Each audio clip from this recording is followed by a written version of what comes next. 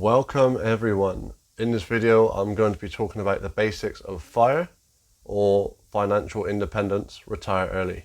It's on the board, financial independence, retire early.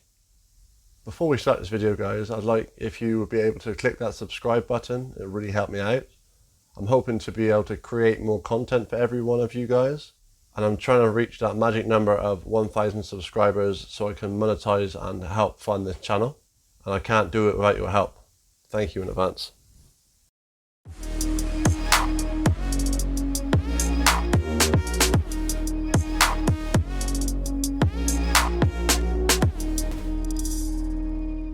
The FIRE movement has been growing quite a bit over the past few years, and I'd like to share with you some of the basics of how it all works. So the first part of FIRE is the FI, which stands for financial independence, which means to be free from the worries of money. And the second part of FIRE is the RE, which stands for retire early, which means not needing to work anymore. Notice that I said not needing to work. So this means if you enjoy your job, keep doing your job. But then you'll know you're not doing it because you're getting a paycheck, you're doing it because you really love it. And I would say that the point of this early retirement isn't just to stop doing things, live on a beach and just sip mojitos all day. That's pretty boring in my eyes, to be honest. It's more about being able to do anything you want to do. You can travel the world, start a business, spend more time with your family, or volunteer for a cause you're passionate about. The options are endless. Now, the age that you can retire will depend on a lot of variables. The main one is how much you make and how much you can save of that money, what your expenses are, how much you're able to invest each month, or life events such as having children or moving into a bigger, more expensive house. To help you work this out, I've added a link in the description to the calculator you can use. So here's a quick example.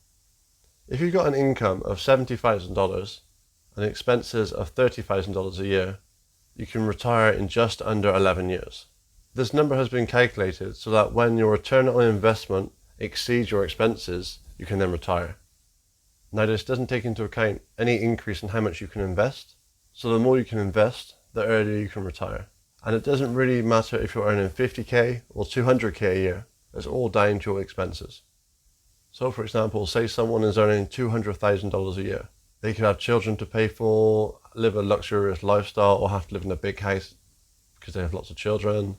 And they may only be able to invest $50,000 per year, and therefore will retire in about 22 years. Whereas someone earning around $50,000 per year could be used to more frugal living, not have any dependencies, and could be able to invest $30,000 per year, which means they'll be able to retire in just 10 years. Now remember, the higher your saving to expenses ratio, the faster you can achieve FIRE. Also, as a side note, depending on which country you're living in, you will normally have access to your pension fund around the age of 65, so you really only need enough money to cover up until that point. And at that time, you can start accessing your pension fund or superannuation.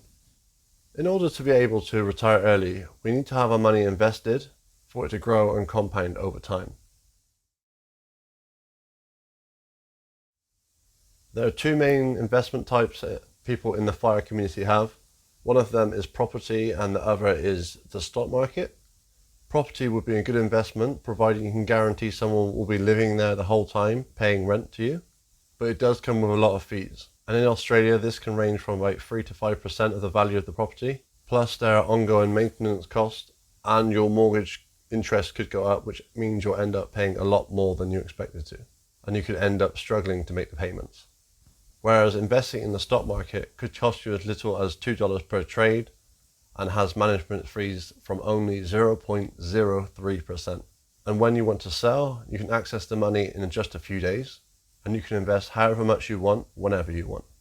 Now, which one do you prefer to start your journey towards financial independence? For me, the stock market is an easier and safer approach. And I've just made a video before this one about the basics of investing in the stock market, which you can check out. I'll leave a link in the description. Time is the main factor for everyone, regardless of income. The optimal age you can start investing is late teens or early 20s. The more you can save while you're young and have no dependencies, the better off you'll be in the future. But that's not to say it's ever too late to start investing. I'm 32 now, and I started investing when I was 31. And some of you may be in your 40s and thinking you're too late to make the most out of it. But no matter what age you start, every one of you will be able to retire earlier than you normally have to, be it a year or 30 years earlier. What would you do with all that extra time?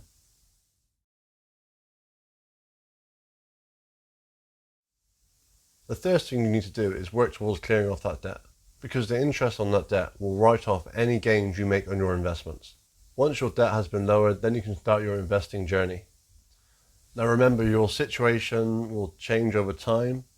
I recommend checking on your portfolio and your goals every 12 months or so, or whenever your situation changes, to make sure you're still on track. That's all for this one, guys. I hope you enjoyed this video and maybe inspired you to start your own financial independence retire early plan.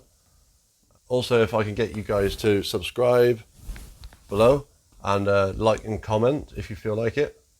And don't forget to check out my other video on investing basic to get started buying ETFs.